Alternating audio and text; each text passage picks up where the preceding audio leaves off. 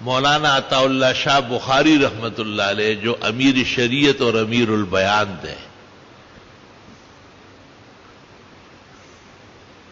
جن کے بارے میں امام العصر مولانا انور شاہ نے کہا تھا کہ عطا اللہ شاہ کا ایک بیان اور انور شاہ کے 50 سال درس بخاری، فرمایا عطا اللہ شاہ کے بیان میں جان زیادہ ہے، امت کو فائدہ بہت زیادہ ہو۔ ان سے ایک عدالت میں پوچھا گیا کہ آپ قادیانیوں کو اور مرزائیوں کو کافر کیوں کہتے ہیں؟ تو حضرت شاہ صاحب نے کہا کہ میرا تعلق علماء دیوبند سے ہے، اور دیوبند کے علماء سب متفق ہے کہ مرزا غلام احمد قادیانی اور اس کی تمام جماعت، خواہ وہ قادیانی ہو یا لاہوری ہو، وہ کفار ہے اور دائرہ اسلام سے خارج ہے۔ حضرت شاہ صاحب کی عادت تھی کہ وہ ایک آیت پڑھتے تھے، اور اگر دن میں کئی جگہ تقریر ہوتی تھی تو دعویٰ وہی ہوتا تھا کہ پیغمبر خاتم النبیین ہے، اور آیت بھی وہی ہوتی تھی اور مضمون بالکل دوسرا ہوتا تھا۔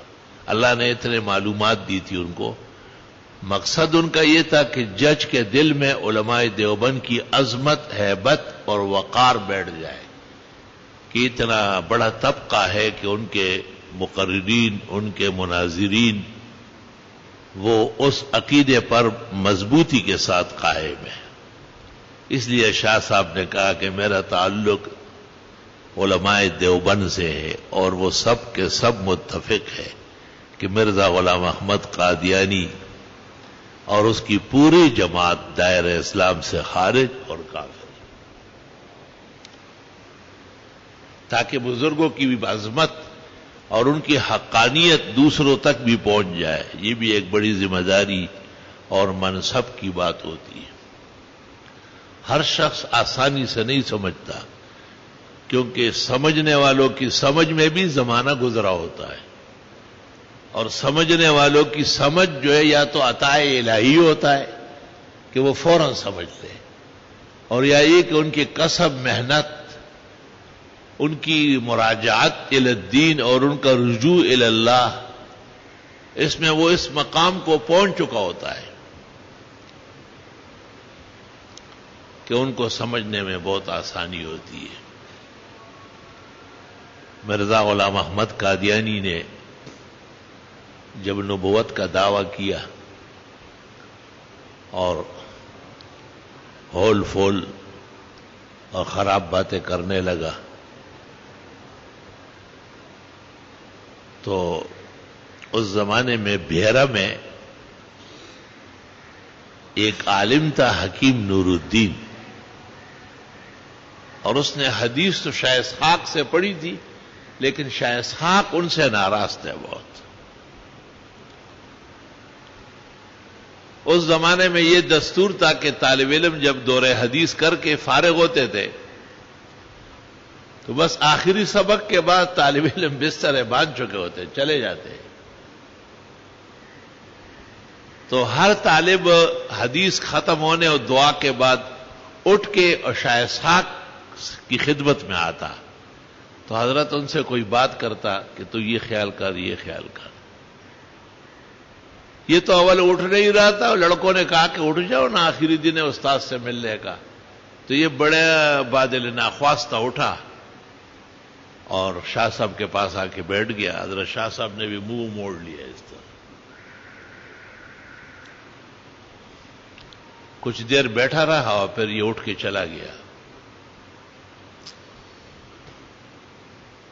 مرزا غلام احمد قادیانی نے جب نبوت کا دعویٰ کیا اور انگریزوں نے اس کو اپنا منصب حوالے کیا کہ یہ کام ہمارا آپ نے ہندوستان کے طول و عرض میں کرنا ہے، تو یہ ایک دفعہ اس کا اعلان کر گیا باقاعدہ کہ میں بھی یہ سمجھتا تھا کہ ہمارے نبی آخر الزمان ہے اس معنی میں کہ آپ کے بعد کوئی نبی نہیں آئے گا، لیکن مجھے بہت حیرت ہوئی کہ اللہ تعالیٰ نے اس صدی میں مرزا غلام احمد قادیانی کو نبی بنا کے بھیجا ہے۔ تو شاہ اسحاق کو پتہ چلا وہ زندہ تھے ابھی. ان سے بعض لوگوں نے کہا کہ یہ کیا وجہ تھی، یہ اٹھ نہیں رہا تھا اور آپ نے ان کی طرف دیکھا بھی نہیں، نہ کوئی نصیحت کی. تو آپ نے کہا ہر انسان جب علم مکمل کرتا ہے اس پر ایمان اور علم کا نور بڑھتا ہے، لیکن اس کو میں دیکھتا تھا کہ جیسے جیسے اسباق ختم ہو رہے تھے اس پر کفر کی سیاہی پھیل رہی تھی، اور آخری دن اس کا چہرہ بالکل جہنمیوں کا چہرہ تھا. تب جا کر کے اس نے مرزا غلام احمد قادیانی کا خلیفہ اول ہونے کا قباحت و غلاظت حاصل کی، اور ابدالآباد کے لیے جہنمی ہوا ہے. اپنے حق معیار کے ساتھ اور محور کے ساتھ آدمی ڈٹا رہا ہے. تو حکیم نور الدین بھیروی نے جب بھیرکی جامع مسجد میں جمعے میں اس قسم کا فضول حفوات کا اعلان کیا تو اس مسجد میں ایک خاکروب تھا. یہ جو صفحے صاف کرتے ہیں مسجد کو مٹی، یہ بہت بڑے مقام کے لوگ ہیں، آپ کو کیا پتا ہے. اکبر بادشاہ جب دین الہی کا مرتکب نہیں ہوا تھا اور اچھا سچا مسلمان تھا